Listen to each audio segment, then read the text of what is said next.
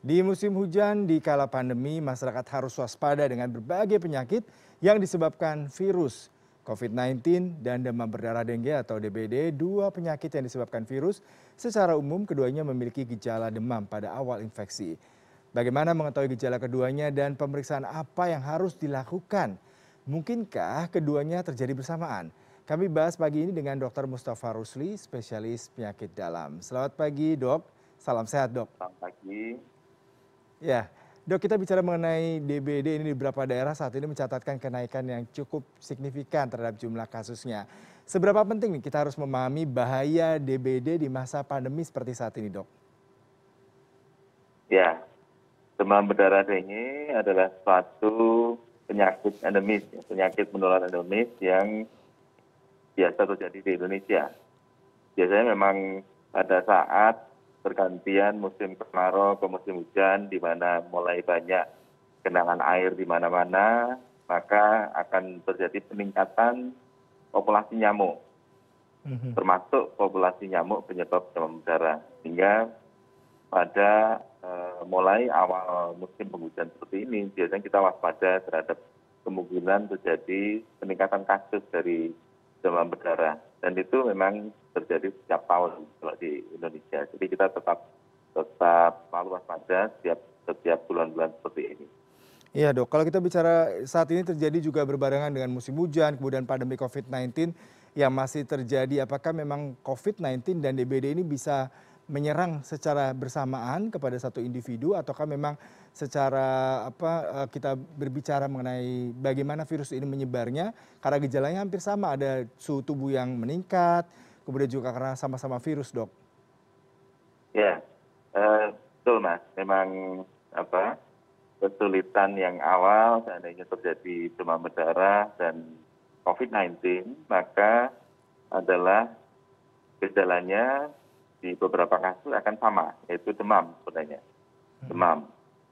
Eh, Apakah seseorang bisa tertular bersamaan demam berdarah sekaligus COVID?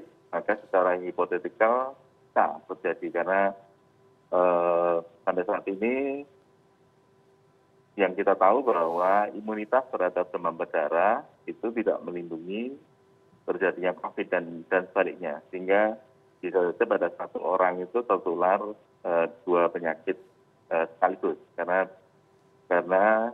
biasanya bisa saja terjadi, walaupun kita belum tahu secara pasti jumlah kasusnya. Mhm.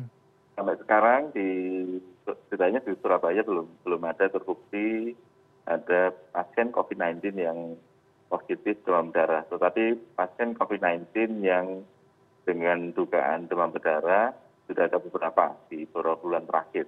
Walaupun sampai sekarang belum terbukti. Mhm. Secara hipotetikal bisa saja terjadi COVID-19 bersamaan dengan demam berdarah. Iya, kalau tadi dokter menjelaskan memang belum ada temuan kasus di mana seorang pasien berbarengan mengalami kasus demam berdarah dan juga COVID-19, meskipun gejalanya pasti Ya. hampir sama ya dok ya.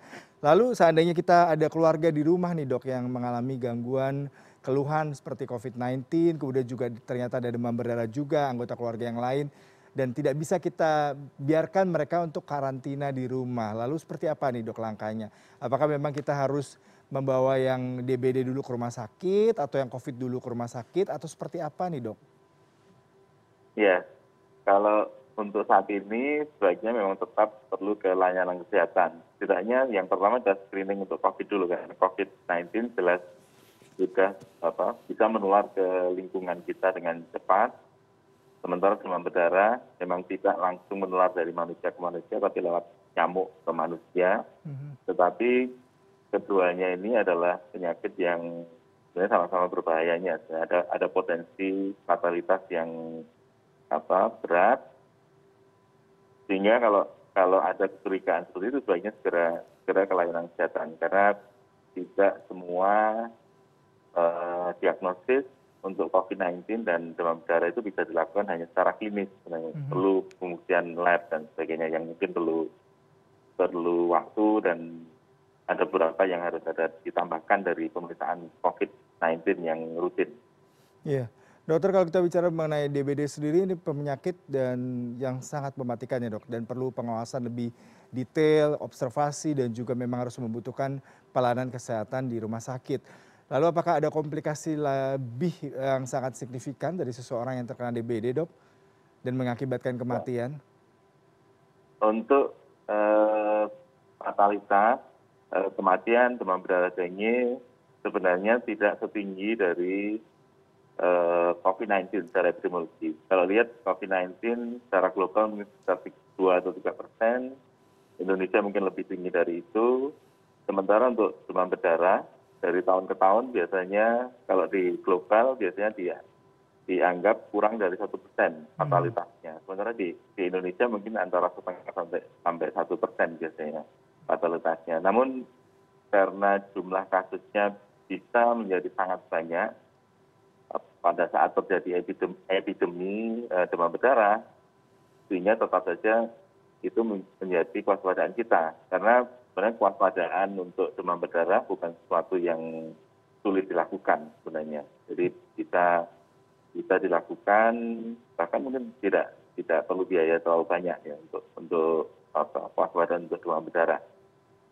Iya, Dokter Mustafa, kalau kita bicara mengenai DBD tadi dokter katakan tingkat kematiannya tidak setinggi COVID-19, tetapi ketika terjadi endemi mungkin kayak di Jakarta musim hujan bisa terjadi KLB ya dok, dan juga pasti Ya, vaskes ya. juga kewalahan ketika pasien bertambah. Pada saat terjadi KLB demam berdarah bersamaan dengan barangkali KLB COVID juga, maka pasti layanan kesehatan akan sangat kewalahan. Karena dua penyakit ini cukup cukup rumit penanganannya kalau harus dilakukan secara bersamaan. Mhm. Baik dok, kita bicara mengenai pencegahan, kita selalu tahu ada 3T seperti menutup, membersihkan, dan segala macam sudah dilakukan ya seperti itu dok. Lalu apakah memang kondisi ini masih relevan ataukah ada inovasi baru bagaimana mengatasi COVID-19 berbarengan juga dengan DBD di saat bersamaan sehingga warga lebih aware untuk bagaimana mencegah penyebaran virus daripada DBD juga dok? Ya, eh, COVID-19 dan demam berdarah sebenarnya ada suatu persilangan istilah sebenarnya. Karena COVID-19 juga memakai istilah 3M ya. Memakai masker, kemudian mencuci tangan, menjaga jarak. Demam berdarah juga memakai istilah 3M juga. Mhm. Himbauan dari Kementerian Kesehatan, penanganan yang paling efektif dan efisien untuk demam berdarah saat ini adalah 3M. Tetapi untuk demam berdarah ditambah 3M plus. Mhm. 3M plus. Menguras, kemudian menutup, mendaur ulang. Jadi ditambah beberapa kegiatan yang lain. Apakah relevan? Sangat relevan.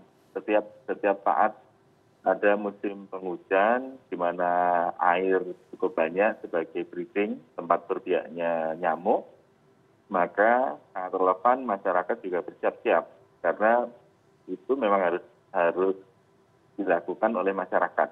Sehingga peran di masyarakat ditunjang himbauan dari pemerintah itu kita harapkan bisa mengurangi risiko terjadinya wabah demam berdarah yang tidak kita harapkan tentunya. Iya dok, kalau ada kegiatan fogging itu ya masyarakat masih sering melakukan itu untuk mencegah penyebaran DBD dok. Apakah ini merupakan langkah yang tepat dok selain tadi 3M yang dilakukan? Fogging sebenarnya merupakan plusnya ya. Plus artinya itu dilakukan, tetapi yang 3M-nya harus dilakukan juga. Menguras air ya, genangan air yang ada di sekitarnya, kemudian menutup sumber air atau tempat air yang mungkin bisa jadi berbiak nyamuk, kemudian mendaur ulang atau menghilangkan barang-barang bekas yang mungkin menjadi tempat berbiak nyamuk. Yang itu tidak bisa dilakukan oleh misalkan petugas puskesmas atau bahkan petugas rumah sakit, itu harus dilakukan oleh masyarakat sendiri di rumahnya Mhm. sendiri-sendiri. Artinya Baik. itu tanggung jawab keluarga atau di rumah tangga masing-masing. Fogging memang itu wewenang dari misalkan dinas kesehatan atau dari puskesmas. Dan itu tidak bisa hanya fogging saja karena setelah di fogging tetapi masih ada air yang cukup banyak tempat breeding atau berbiaknya nyamuk, maka Baik, hasil fogging itu tidak akan maksimal, Mas, karena fogging tidak bisa membunuh eh, jentik-jentik nyamuk yang di dalam air.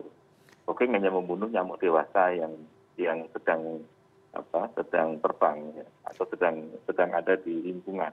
Tapi baik. untuk jentik-jentik tidak akan mati dengan fogging. Jadi tetap 3M-nya tetap harus dijalankan. Baik, terima kasih Dr. Mustafa Rusli, spesialis penyakit dalam untuk perbincangannya pagi hari ini. Salam sehat dok dan selamat bertugas kembali. Ya, terima kasih.